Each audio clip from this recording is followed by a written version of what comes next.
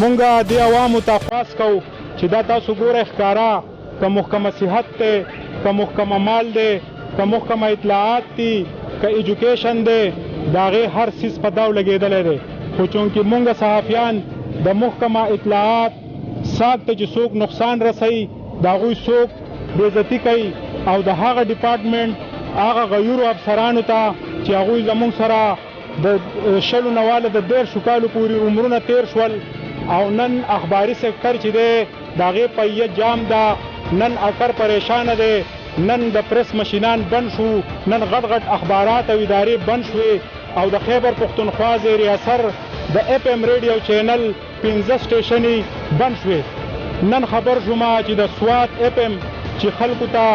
د محکمه صحت د ایجوکیشن په حواله انفارمیشن ورکوي د کوهاټ او د سوات اخرنی اف ام ریډیو چینل چې دی هغه هم بند شو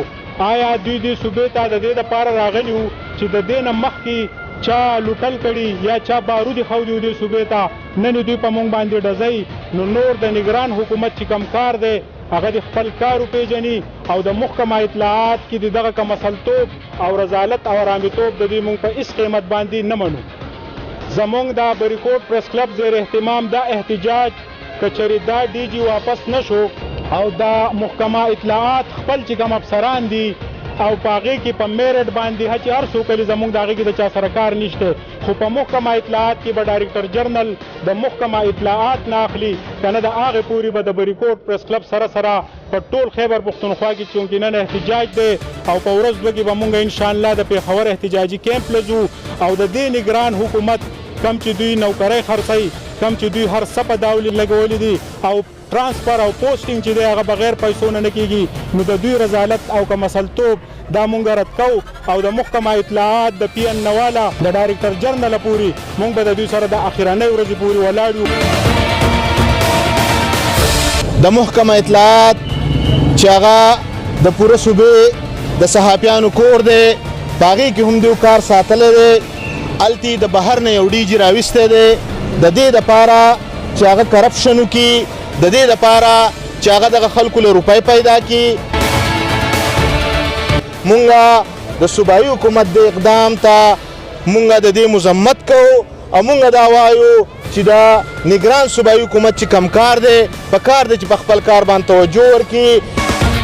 او انشاءالله که دا معامله صوبایي حکومت په ښه طریقه سره حل نه کړه نو زه به بیا انشاءالله د دوی په تعاون سره د بریکوټ بازار د تاجر برادرۍ د طرف نه مکمل د احتجاج اعلان کوم او هغه به بیا داسې احتجاجي چې انشاءالله چې یوازې دا صوبه نه بیا به ټول ملک جوړقېږي د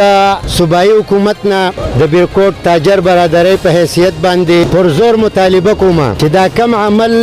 صوبایي وزیر د اطلاعاتو کړی دی نو دا بالکل ناروا دی او دا یو ظالمانه اقدام دی موږ د دې پرزور مذمت کوو او صحافي برادرۍ له دا یقین دهاني ورکوو چې انشاءالله ستاسو په پوش باندې به په دې معامله کې د بریکوټ تاجر برادري شانه بشانه ولاړئ مونږ د صحافي برادرۍ سره د عوامي نیشنل پارټۍ ټول ملګري خاص کر د بریکوټ تحصیل مونږ د خپل ورونو سره ولاړ یو دوی ته هم داسې مسلې نه پیدا کېږي چې د دوی په کار کې خلل وغورځېږي او داسې یو جانبدارانه کار وشي چې د دوی په فرایض کم چې ادا کوي چې په هغې کې رکاوټ راشي نو مونږ د دا حکومتي وخت نه دا مطالبه کوو چې کم ډي جي چې راویستی دی یو د بلې محکمې نه او په دې محکمې کې لګولی دی نو پکار دا ده چې صحیح کار وشي او هغه خپل ډي جي په خپل ځای باندې دغه کوي یا کم د بې محکمې کم کس چې راویستی دی په دې ځای کې لګولی دی پکار دی چې دغه لر کړي او په هغه خنډان چې کم دوی پیدا کوي کم زمونږ د میډیا ملګرو وروڼو ته او د هغو په کار کې خلل اچوي نو مونږ د هغې غندنه کوو مونږ خواست کړو حکومت ته چې ستاسو کم کار دی مهرباني که تاسو هغه کار کوئ بجای د دې چې تاسو په ادارو کې لاس هول شروع کوي او د خپل مفادو دپاره هغه کارونه کول شروع کوي 21 یا 25 کروڑ عوام چې دا به کله یخیږي